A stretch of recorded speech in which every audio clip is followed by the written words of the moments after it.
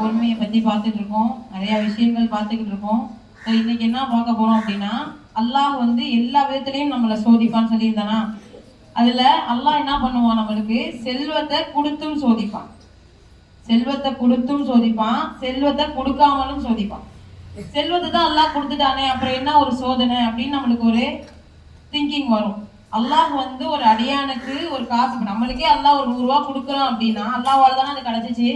நம்மளால எதுவுமே நம்மளுக்கு கிடைக்காது, அல்லாஹ் நாடுனதுனாலதான் நம்மளுக்கு எல்லாமே கிடைக்குது. அல்லாஹ் நம்மளுக்கு ஒரு 100 ரூபா கொடுக்கும் போது அந்த 100 ரூபாய்க்கான நீ என்ன பண்ணுன அப்படிங்கிறத அல்லாஹ் டப்பே நாளைக்கு மறுமையில பதில் சொல்லும். அது 1 ரூபாயா இருந்தாலும் சரி, 10 ரூபாயா இருந்தாலும் சரி, 100 ரூபாயா இருந்தாலும் சரி, 1 லட்சம் ரூபாய் இருந்தாலும் சரி, அல்லாஹ் எவ்வளவு காசு நம்மளுக்கு கொடுக்குறானோ அதுக்கான செலவு லிஸ்ட்டை நீ போய் அல்லாட்ட கொடுக்கணும். குடும்பமும் கேட்பாங்களா, எனக்கு 10 ரூபா கொடுத்த நீ என்ன பண்ணுன கேட்பாங்களா, கேட்க மாட்டாங்களா? அதே மாதிரியே அல்லாவும் கேட்பான் நாளைக்கு மறுமையில, நீ எதன் வழியில அதை செலவு செஞ்ச, நல் வழியில செலவு செஞ்சியா அப்படின்னு அல்லாஹ் கேட்பான். அப்ப நீ அதற்கான லிஸ்ட்டை நீ அல்லாட்ட கொடுக்காம அந்த இடத்த விட்டு நவரவே முடியாது. இதுதான் செல்வந்தர்களுக்கு கொடுக்கக்கூடிய அல்லாஹ் சோதனை. இன்னைக்கு நிறைய பேர் நிறைய வச்சிருப்பாங்க, ஆனா அதுக்கான செலவு லிஸ்ட்டை அல்லாட்ட காட்டிட்டு தான் போகணும். அதை காட்டாம நவரவே முடியாது. நீ என்ன பண்ண சொல்லிட்டு தான் நீ போகணும்னு நல்லா சொல்லிடுவான். அதனால என்ன பண்ணணும், நம்ம அந்த காசு எல்லாம் நம்மளுக்கு கொடுக்கும் போது அதன் வழியிலிருந்து நம்ம தர்மம் செய்யணும். தர்மம் செஞ்சோம் அப்படின்னா நம்ம அல்லாட்ட சொல்லலாம், யாரா இந்த 10 ரூபால இருந்து நான் 5 ரூபா தர்மம் பண்ணேன், 5 ரூபா நான் என்ன பண்ணேன், என்னுடைய பசிக்காக நான் வாங்கி சாப்பிட்டேன், என்ன பண்ணனையோ அதை அல்லாட்ட சொல்லணும். அப்புறம் செல்வத்தை கொடுக்காம அல்லாஹ் சோதிப்பான். அவங்களுடைய பொறுமை நிலை எந்த அளவுக்கு இருக்கு அப்படின்னு பாக்குறதுக்காக எல்லாம் என்ன பண்ணுவான், செல்வத்தை கொடுக்காம சோதிப்பான். இப்ப நம்மளுடைய தூதர்லாம் அவங்களுடைய உணவே என்ன தெரியுமா, பேரிச்சம்பழம் தான். சில நேரத்துல அது கூட கிடைக்காது.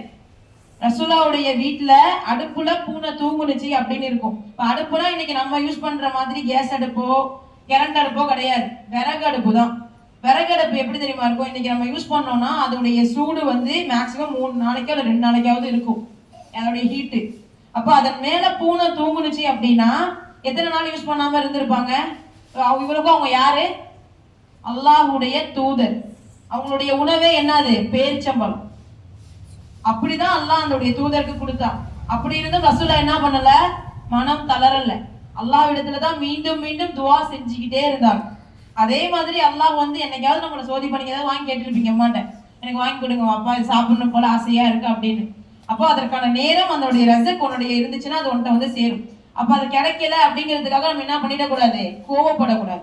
இன்னைக்கு உங்களை நான் இந்த ஸ்நாக்ஸ் தானே வைக்க சொன்னேன், இந்த லஞ்ச் தானே பேக் பண்ண சொன்னேன், நீங்க ஏன் எனக்கு கொடுக்கல அப்படின்னு என்ன செய்யக்கூடாது, கோவப்படக்கூடாது. பொறுமையா சரி இன்னைக்கு கொடுக்கலன்னா நாளைக்கு அம்மா செஞ்சு கொடுப்பாங்க அப்படின்னு நம்ம என்ன பண்ணணும், அமைதியா போகும். சம்டைம்ஸ் அது கிடைக்காம கூட நம்மளுக்கு இருக்கும். அந்த நேரத்துல நம்ம என்ன பண்ணணும், பொறுமையா இருக்கும். ஓகே இது கிடைச்சிருச்சு, ஓகே அல்ஹம்துலில்லாஹ். இது கிடைக்காம கூட எத்தனையோ பேர் வெளியில இருக்காங்க. இன்னைக்கு நம்ம ஏதாவது பிரேக்ஃபாஸ்ட் சாப்பிட்டு வந்திருப்போம், ஒரு ஸ்நாக்ஸ் குடிச்சிட்டு வந்திருப்போம், ஒரு ட்ரிங்க் குடிச்சிட்டு வந்திருப்போம் ஏதாவது. ஆனா இது கூட இல்லாம எத்தனையோ பேர் வெளிகள்ல இருக்காங்க.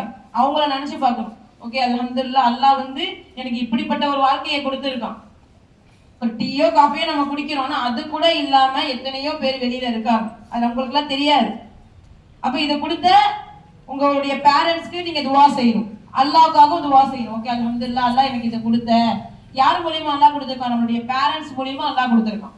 அப்ப என்ன பண்ணணும், நம்மளுடைய துவாக்கள்ல அவங்களையும் சேர்த்துக்கணும். இப்ப சோதிக்கும் போது, அல்லாஹ் சோதிக்கும் போது பொறுமையா மட்டும்தான் இருக்கணும், வேற எந்த வார்த்தைகளையும் வெளியில விட்டுறக்கூடாது. அதுதான் அல்லாஹ் நம்மளுக்கு கொடுக்கக்கூடிய டெஸ்ட். இப்போ எப்படி நீங்க எக்ஸாம் எழுதுறீங்களா, உங்களுடைய ஹாஃப் இயர்லி எக்ஸாம்லாம் எழுதிட்டு இருக்கீங்களா, அதே மாதிரி இந்த துனியால நம்மளுக்கு கொடுக்கக்கூடிய டெஸ்ட்டுகள்ல இதுவும் ஒண்ணு.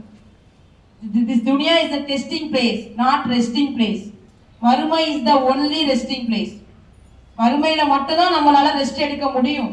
அதுக்கு நம்ம என்ன பண்ணணும், இந்த துனியால நடக்கக்கூடிய சோதனைகள், கஷ்டங்கள், சிரமங்கள் எல்லாத்துக்கும் பொறுமையா இருக்கணும்.